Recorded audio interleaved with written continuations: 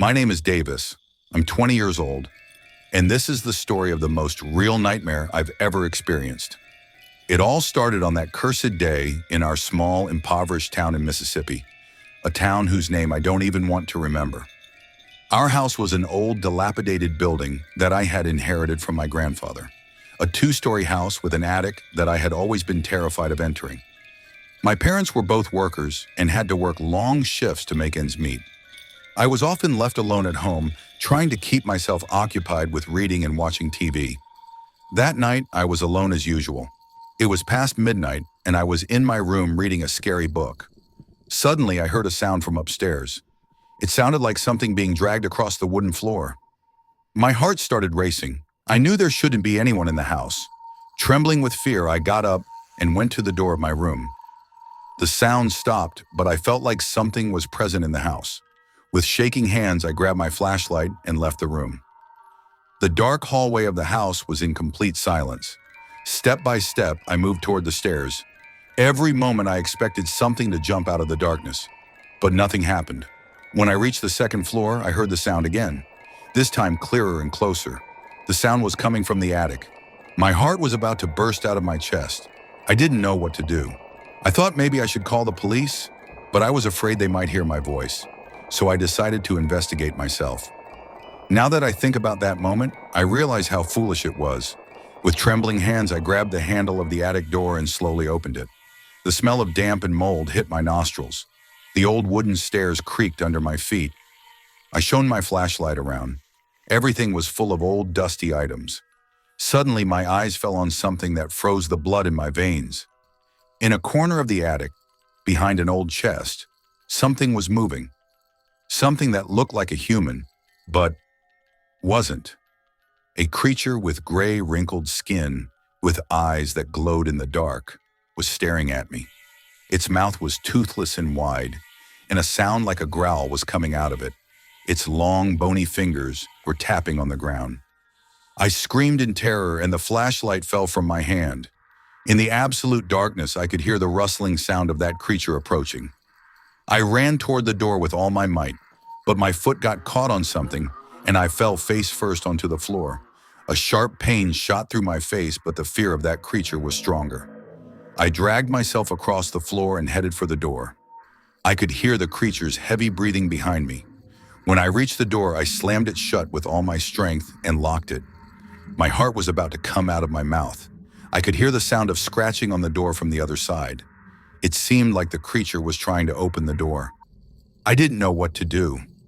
I picked up my phone and with shaking hands dialed the police number. The police officer's voice came through the phone. 911, how can I help you? With a trembling voice, I said, please help. There's something in our house, in the attic. The police officer tried to calm me down and said they would send a team. But I knew that by the time they arrived, it might be too late. The sound of scratching on the door continued and was getting more intense every moment. Suddenly, the sound stopped. A deadly silence fell over everything. I didn't know if this was good or bad. Had the creature left? Or was it finding another way to get in? A few minutes passed in silence. Each second felt like an hour to me. Suddenly, I heard the sound of glass breaking from downstairs. My heart sank. The creature had found a way in. I could hear heavy footsteps coming up the stairs. Getting closer and closer. I was huddled in the corner of the room, trying to muffle the sound of my breathing. The footsteps stopped right outside my room. A moment of silence.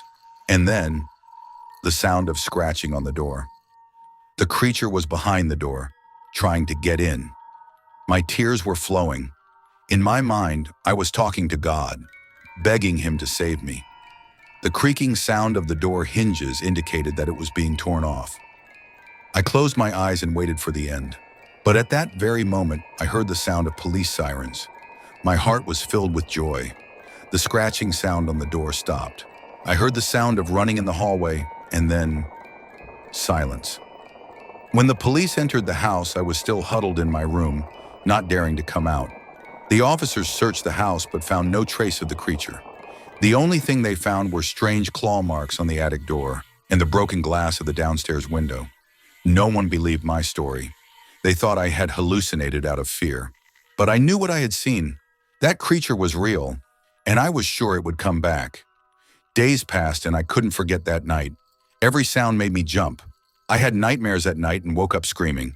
My parents were worried about my condition and tried to help me, but they couldn't understand what had happened. A week after that incident, I decided to investigate. I had to figure out what that creature was and why it had come to our house.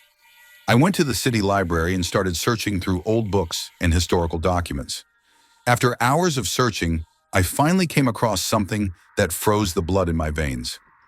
In an old newspaper, I found a news article about serial killings in our town, exactly 50 years ago.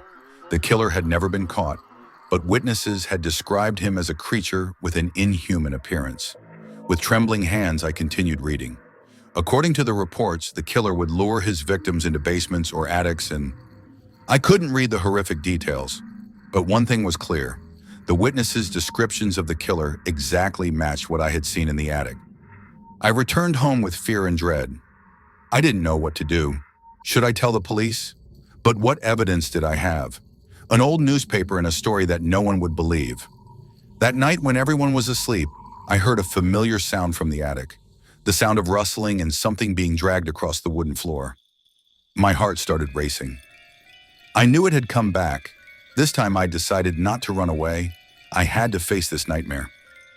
With shaking hands, I took a knife from the kitchen and headed towards the attic. With each step I took, my heart beat faster. I opened the attic door and entered. Absolute darkness had engulfed everything. I could hear heavy breathing from the corner of the room. I slowly moved towards the sound. Suddenly, something jumped out of the darkness. The creature attacked me with incredible speed. I thrust the knife forward with all my might and a terrible scream filled the space.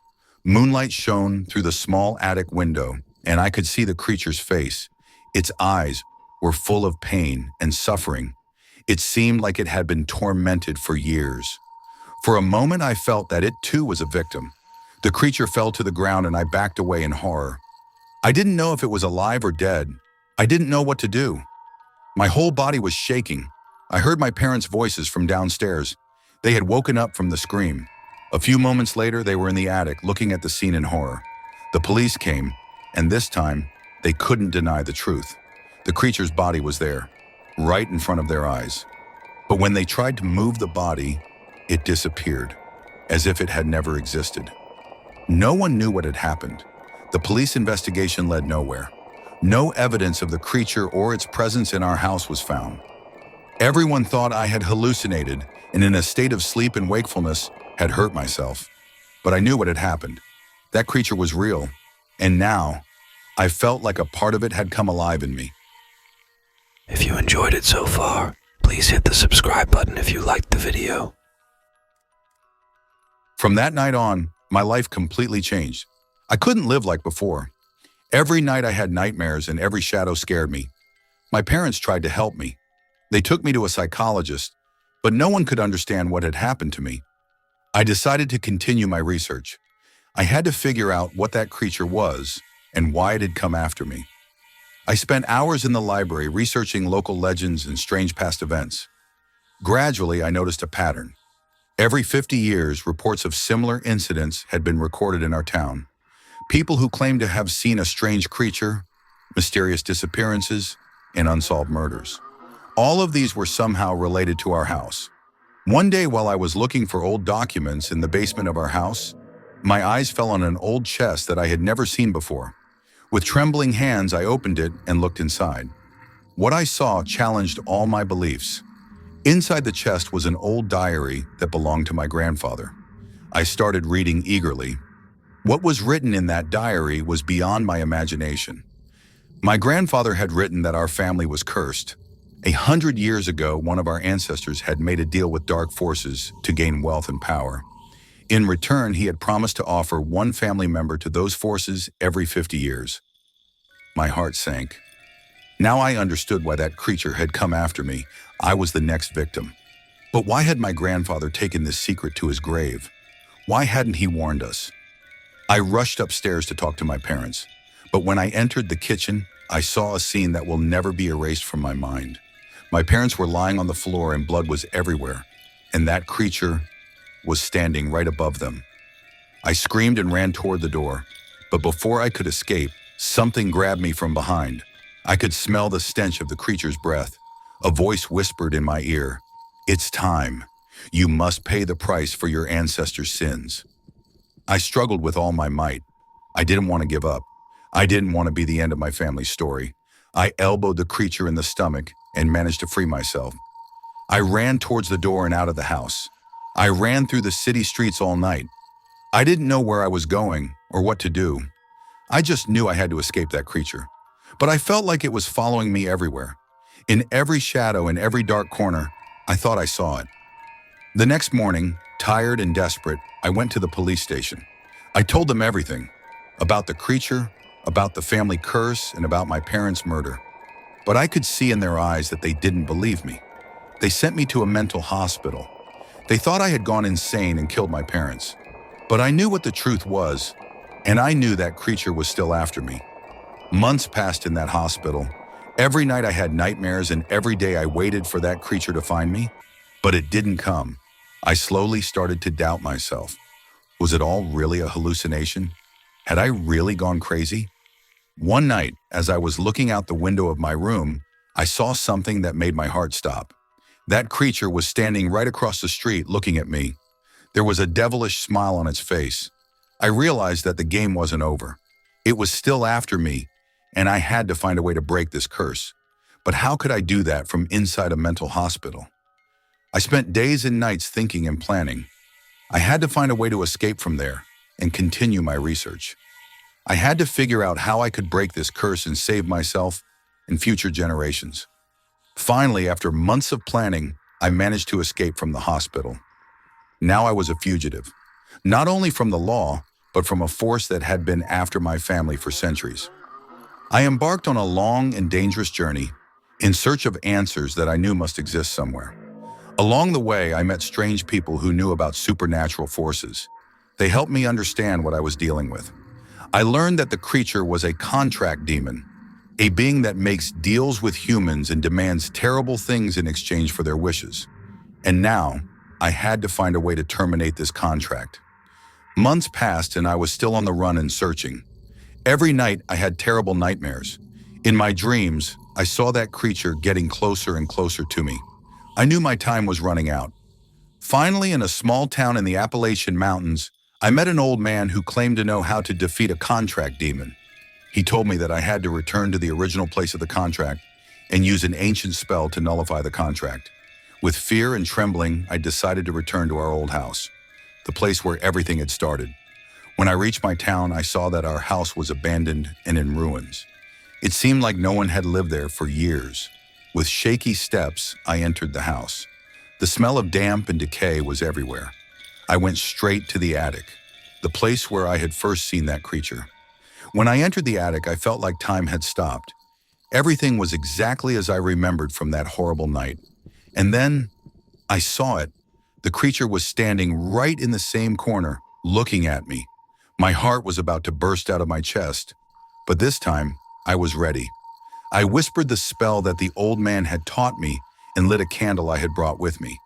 The creature attacked me with fury. I could smell sulfur and blood. But I continued to recite the spell.